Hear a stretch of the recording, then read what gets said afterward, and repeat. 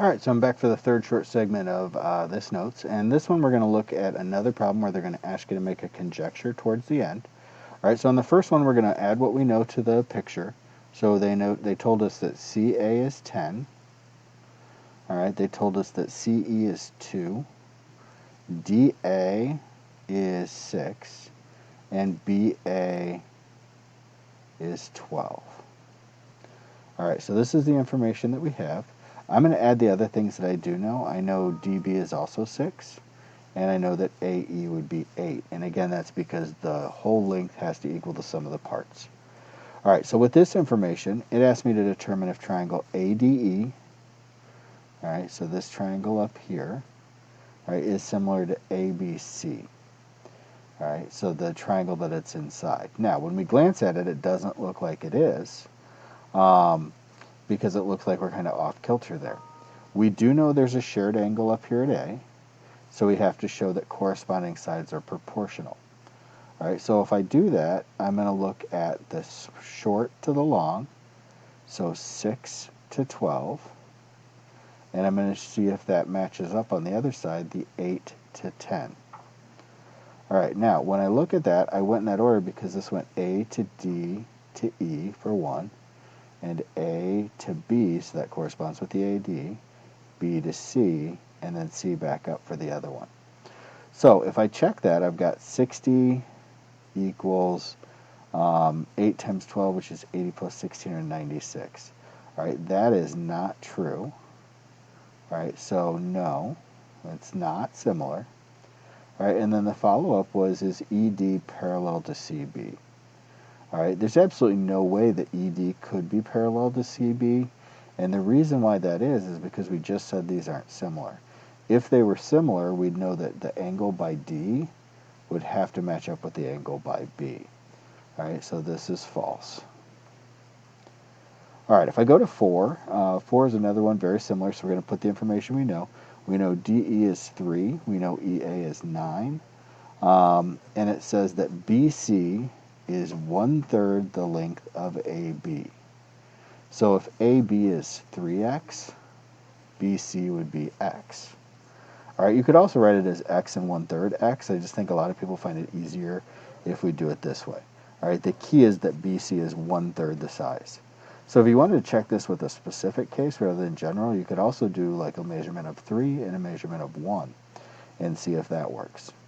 All right, so this asks me the same question. It asks me, is ABE similar to ACD? And notice that they're going in the same order. So it's A to B, A to C, right? So those are going to be the corresponding sides. So I'm going to set up my proportion. I've got 3x, short triangle, over 4x, the full length along this side, right, equals 9 over 12. All right, so if I cross multiply, first I'm going to reduce a little bit. So I've got 3/4 equals 3/4. Well, now that's clearly true. All right, so we have that's true. At that point, I have side, angle, side similarity.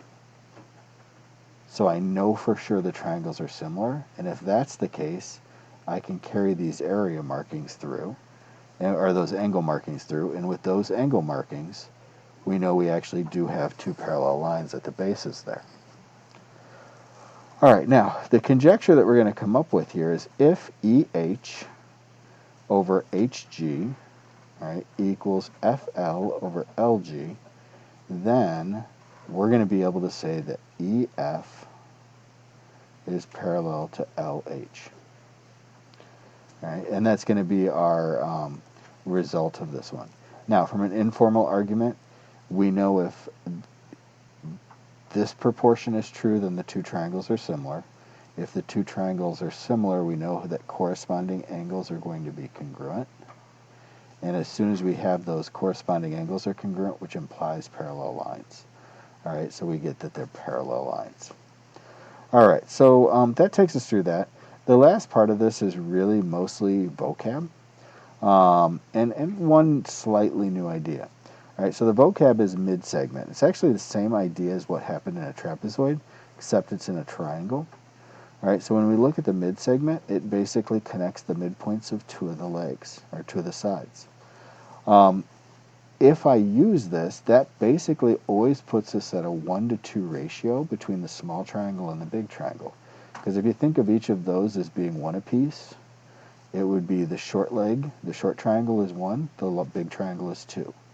If it was 2 and 2, short is 2, big is 4, that's still that ratio of 1-to-2. All right, so when we look at this, all right, that's going to always give you a scale factor between the small interior triangle and the larger triangle of 1-to-2. So in this one, the theorem actually says the midsegment of a triangle is parallel to one side of the triangle. All right, in this case, it's parallel to DC. And its length is half the length of that side. All right, so we get kind of the same relationship we do in a trapezoid. In a trapezoid, we average the two bases. It's just in this one of the bases is 0. All right, so we know that EB equals 1/2 DC in this case. All right, and the Y, again, is going to be that same relationship, that 1-to-2 relationship that we talked about on the sides. All right, now, when we have a situation like this picture where we have multiple parallel lines, all right, this actually gives us another result in that it cuts things off proportionally. All right, and what that means is that if I have, let's just say A, B, C for those lengths, and D, E, F for those lengths, I know that those pieces are proportional, so I can set up proportions A over D, B over E, C over F. All right, and I know that those ratios have to be the same all the way through. So A over D has to equal B over E, has to equal C over F. And again, this is take one of those lines out and we have the exact same problems we've been working on other things. So all they're doing is just adding in one layer. Imagine if I took the black highlighter here, or black marker, right, and I got rid of all of this. Notice how the triangle that's left really is the picture we've been looking at, and that's the same proportion that we set up in the last problems. All right, so we're basically just doing that again with one more layer. Now, when we look at this next one, it says if 3 or more parallel lines cut off congruent segments on one transversal, then they do on the other as well. All right, which also makes sense if we're looking at them being proportional. All right, if I know, let me get back to a eraser and then a regular pen.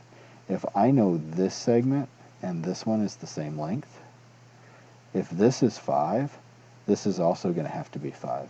Because otherwise our proportion, and I'll just give these some labels, A, B, C, and D. So A over C equals B over D. That proportion, there's no way for it to be the same. All right, so if that top line cuts off A and B the same, I have 5 over C equals 5 over D. The only way that can be true is if C and D are the same size. All right, and that would be our argument for that. Now, that takes us through the notes, all right, and the key ideas coming out of this is that we can actually compare these pieces. Now, the thing you want to remember is that if you go to start comparing the pieces on the inside, like the bases of the triangle, then we have to go back to small triangle versus big triangle. It's a really common mistake to carry that ratio a little too far for the pieces that are cut off by the parallel lines. All right, so that takes you and should be ready to go for tonight's homework. Bring your questions tomorrow. I'm sure there'll be a few. This is a tougher section. Thanks. Bye.